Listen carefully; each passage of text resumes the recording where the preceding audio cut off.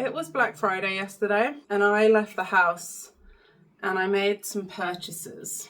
And I'm not super proud of it, but I did have most of these on my TBR already. So you can't yell at me for that, because I did know I wanted to read most of these. It's this stack, apart from this book. This book I had already. But everything under that, 3 of them are DVDs, but everything under that is my Black Friday haul. This is still my TBR haul. We ignore this card, this stack. Let's go through them, shall we? 19 books. 19 of them. I'm going to start with this one because this was not Black Friday, but I'm still proud to own it anyway because this is written by a family friend, Dr. Wendy Bryant, and it's about living with fatigue and still being able to do things and live your life. And while that doesn't necessarily relate to me or my life, I will probably be able to learn some stuff from this anyway. It's also like hand illustrated. She's an artist as well. So she did all the illustrations herself as well. So yeah, I don't know much about this. I didn't even realise this was being published until I saw it shared on my feed. But I love Wendy, so if this feels like something that is up your alley, it exists. It's in the world and it's got really nice illustrations in it. Let's get the DVDs out of the way. I went to a charity shop and they were doing 3 for £1.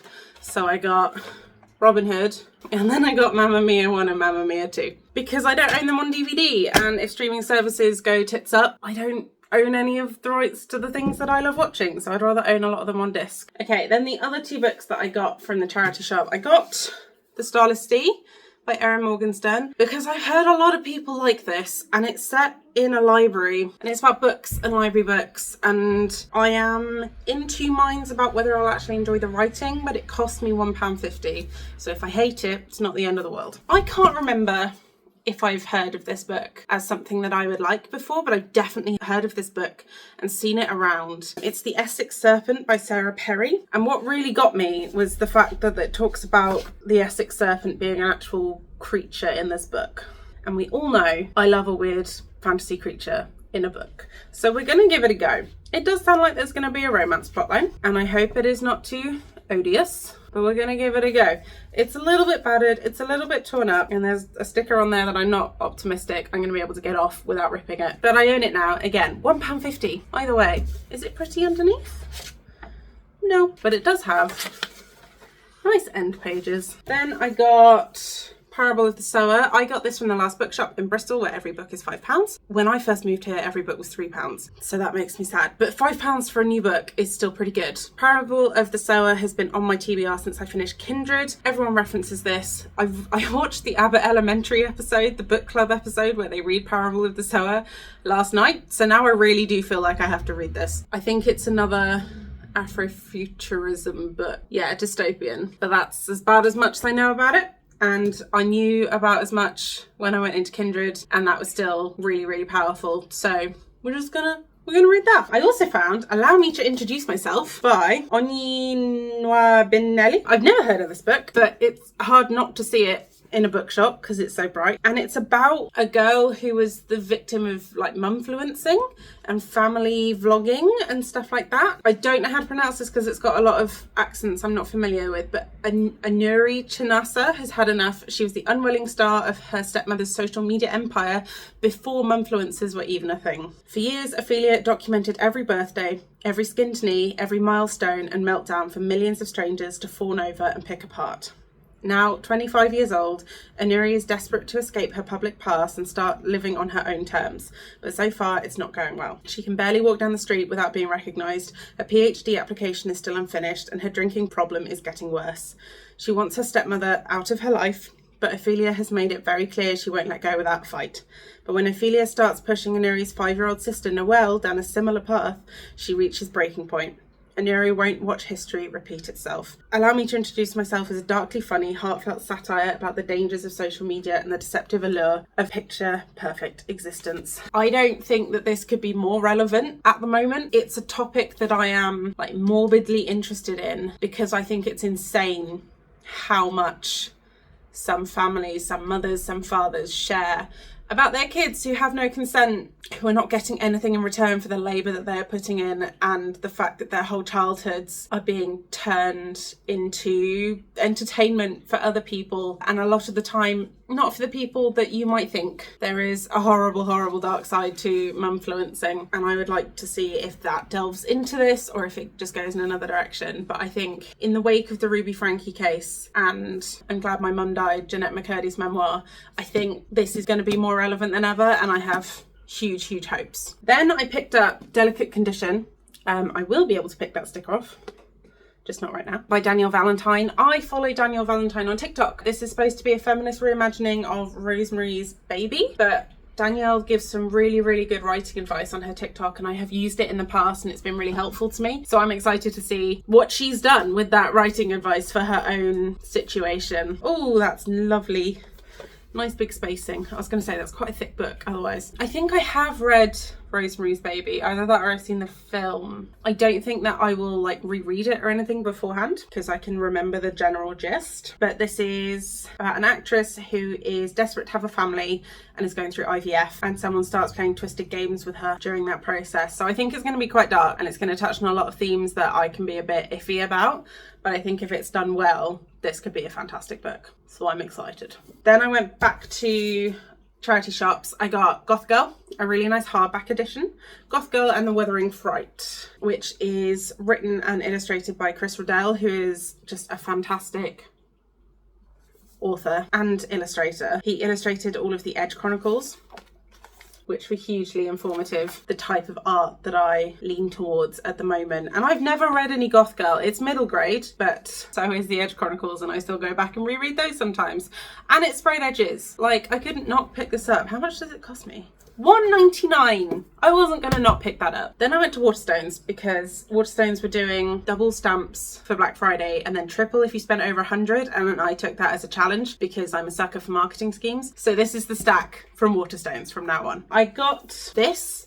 I wasn't aware this was a thing. So this is one of the, is it a prequel? It's a prequel novel for the third campaign of Critical Role. I watched all of campaign 1 and all of campaign 2, and I was watching live through campaign 2. That's when I kind of joined the fan base. And when they started campaign 3, it just didn't click. I found a lot of the characters really irritating. I think there was a lot of main character syndrome going on, which is not how you should be running a D&D campaign, so I didn't enjoy that. But Lordna was one of the characters I found to be the most interesting. I loved her ties to the original campaign. I thought that was really clever and really interesting, and I kind of wish I'd stayed on just to see how that was used. And this is also written by Cassandra Core, who, her other book, which I also bought, has been on my TBR for ages, and I've heard a lot of people say a lot of good things about her writing.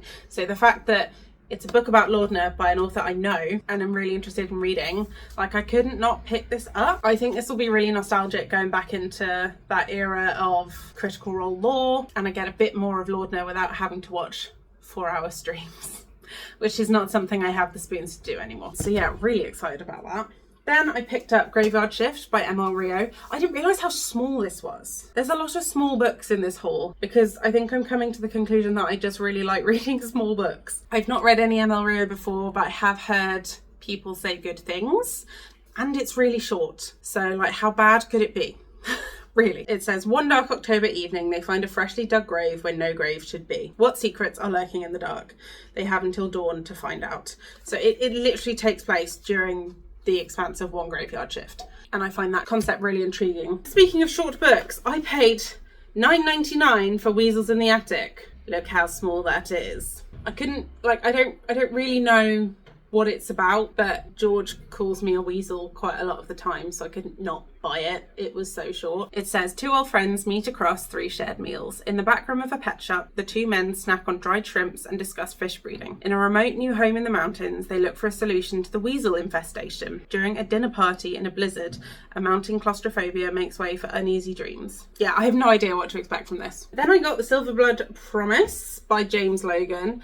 I'm fairly sure this is on my TBR, but I couldn't load Storygraph up to check. It's quite chunky, so this is breaking my short book rule. But I'm fairly sure it's on my TBR, and it would have survived the cull if it's still on my TBR. So I picked it up, we're gonna give it a go. It's about a card sharp academy dropout and a disgraced heir to an ancient noble house trying to solve the murder of his father. Like, that does sound good.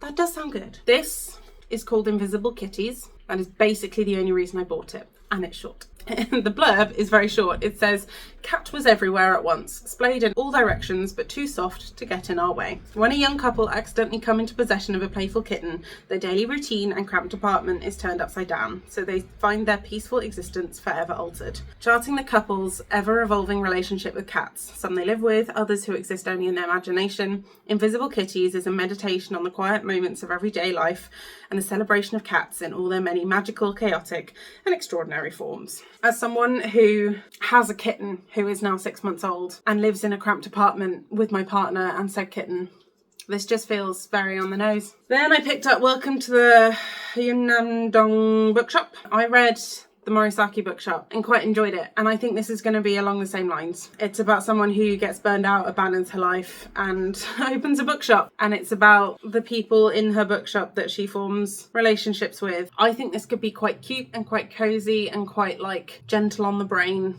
I'm not going to use the word cozy, that word's overused with books. I think this is going to be quite a gentle read, and sometimes I think I need that. So there we go. The Salt Grows Heavy, that was it. Cassandra Court. This has been on my list for ages. Again, teeny tiny horror. I'm into it. Mermaids? I want to say mermaids. I've been meaning to pick this up for ages. It's Starter Villain by John Scalzi. I really loved Fuzzy Nation and the Kaiju Preservation Society. His writing is just where my brain's at. This sounds funny. We'll give it a go. The Vaster Wilds by Lauren Groff. I read Matrix and was really pleasantly surprised by Matrix earlier this year. Didn't realise she had another book coming out. A servant girl escapes from a settlement. She carries nothing with her but her wits, a few possessions, and the spark of a god that burns hot within her. What she finds is beyond the limits of her imagination and will bend her belief in everything her own civilization has taught her. The Vaster Wilds is a work of raw and prophetic power that tells the story of America in miniature, through one girl at a hinge point in history to ask how and if we can adapt quickly enough to save ourselves. Matrix was like the chilled out biopic of the bastard daughter of a king being sent to a convent and how she lived her life there. And this sounds like it's going to be another like chilled out biopic just of a completely different woman. And if it's the same thing in this sort of context, I think I'm really going to enjoy it. And it's another nice and short one. This was another one that was on my TBR, Bloom by Delilah S. Dawson. I didn't realise how small it was. It is sapphic. And it's about an obsession with someone. Rosemary meets Ash at the farmer's market. Ash, precise, pretty, and practically perfect, sells bars of soap in delicate pastel colours, sprinkle spackled cupcakes stalked on scalloped stands. Is this blurb trying to kill me? Beeswax candles, jelly jars of honey, and glossy green plants. Ro has never felt this way about another woman. With Ash, she wants to be her and have her in equal measure. But as her obsession with Ash consumes her, she may find she's not the one doing the devouring. Told in lush, delectable prose, this is a deliciously dark tale of passion taking an unsavoury turn. How many fucking alliterations are you going to put me through? Still sounds good.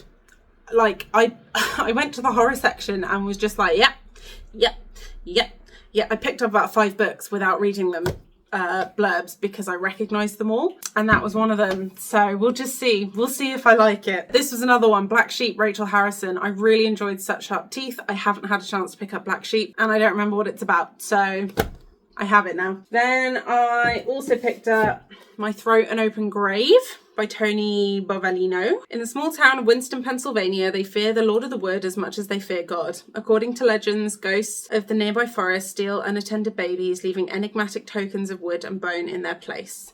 Leah Jones didn't believe the legend, thinking it was just a way to scare local kids, until her baby brother disappears. You have me at Lord of the Wood, and it's short. And then lastly, this was, I'm pretty sure, was also on my TBR, and then I saw the blurb by Robin Hobb, so I had to pick it up anyway. The Black Tongue Thief by Christopher Buehlman. Yes, I've definitely heard people talk about this one. Yeah, and it's about a thief who has picked the wrong mark. Ooh, Goblin Wars. There might be goblins. Krakens. Yeah, no, I want to read this. There you go. That's my haul. I can't promise I won't buy any more at Christmas, but that's my haul.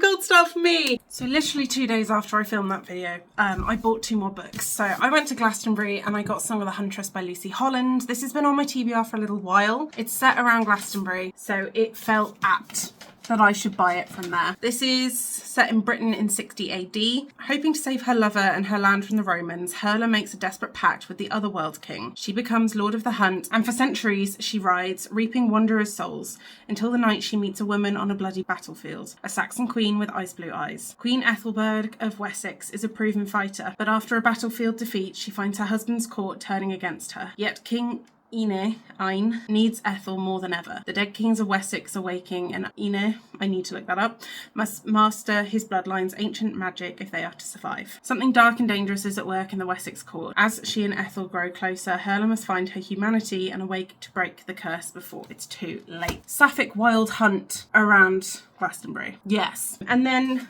when we looked in a charity shop, I found her first book called Sister Song, and it sounds similar but more in like King Arthur-y kind of times. King Cador's children inherit a war-torn land abandoned by the Romans. Reva can cure others but can't heal her scars. Keen battles to be seen as the king's son, although born a daughter. Sina yearns for love, longing for adventure. All three fear a life trapped within their hold as the Saxons advance. However, change arrives with Myrddin. It's Merlin but Welsh, and I'm never quite sure how to pronounce it. Meddler and magician. As the siblings awake to their dormant powers, fate also brings them Tristan, a warrior who could herald joy or despair. They'll all face treachery and heartbreak as they fight for their dreams. So it says it's a reimagining of the Trois Sisters, which is an old British folk ballad that I'm not familiar with, but that just also sounds really good. And in the wake of finishing Morgan Is My Name by Sophie Keach, I think that's going to be a good follow-up. I'm not saying this is the end of the vlog because Christmas is coming, so maybe I'll see you again once I buy more books at Christmas. I have the final instalment of books that I have purchased this year. We are now the other side of Christmas. I have my Christmas hair. Hello, it's new. And I was given not only a book, but some money for books. So I have purchased books because Christmas. And also I had a lovely chunk of points for Waterstones after my giant Black Friday haul. So I spent those. Not all of them have come in. One because it's on order and one because it's Christmas, but I want to finish filming this video. So I'm not going to show you the physical book, and I hope you can forgive me for that. But my lovely father-in-law got me Strange Beasts by Susan J. Morris. I got a arc of this in October. No, over the summer before it came out. I love this. This is sapphic historical fantasy, but the type of like gas lamp fantasy where it pulls in famous characters from famous novels of that period. So there's elements of Sherlock Holmes and Dracula and blanking on literally anyone else, but it's set in Paris. There are catacombs, there are monsters, there are detectives, we're solving mystery, there is it opera or ballet? One of those. It's great. It's fantastic. It's one of the first books published by Bindery as well, which is exciting. But yes, I finally have a physical copy. Two of the books that I then went and ordered from Waterstones came in. Treated myself to some hardbacks. So I got Le Fay by Sophie Keach. I haven't read this yet. I have read the first one, which is Morgan Is My Name. Loved it. Centred around Morgana from the Arthurian tales, and it's about her life. And I want to read the second one, and I believe there's a third one coming, but this one came out this year, so I'm catching up. I think this is the only series on Series Tracker now, but you'll have to check my winter wrap up for that. I haven't done it yet, so that will correct me if I'm wrong. And then I got The Dead Cattail Assassins by P. Jelly Clark as well. I was also sent an arc of this. I think that was through the Fantasy Hive rather than NetGalley, but I'm so excited to have a physical copy of this. This is a novella. This is about the group of dead cattail assassins. They are not cats, but they are dead and they do kill people. And one of them gets embroiled in a mystery that breaks all the rules of being a dead cattail assassin. And it's very funny and it's adventurous and action-packed, and I loved it. And it's very short, so if you want something quick to read that is just fantastic, please do pick this up. The other two that I got House of Frank, which was the other Bindery book that I got an arc of earlier this year, and I love it. I love it so much. If you haven't seen my book awards, my superlatives video, it pops up in there twice. I got that. That's on its way. And I also ordered a copy of Under the Earth Over the Sky because it just surprised me how much I loved that book. It was on my TBR for ages. I was convinced it was going to be one that actually I wasn't going to enjoy, and then I loved it. It's a fae book centering around a fae king ruler, I can't remember his title, and his adopted human son who he saves from dying. And there is limited romance, and it is a completely different depiction of fae from what we are currently seeing in shops at the moment. And It brought me joy. But that's it. That is all the books. That is it. It is going to be 2025 in 2 days. I'm not buying any more books. That's it. Oh, do you want a quick stat? Do you want to know how much I spent on books this year? That'll be fun. So in total this year, I spent £1,196.34 on books. That is nearly double what I spent last year. I will put a little screenshot just here so you can see the breakdown and you can see which months I went a bit nuts in. My only excuse, I don't know what happened in February. I think I went a bit mad. May, not sure what happened either. July was my birthday.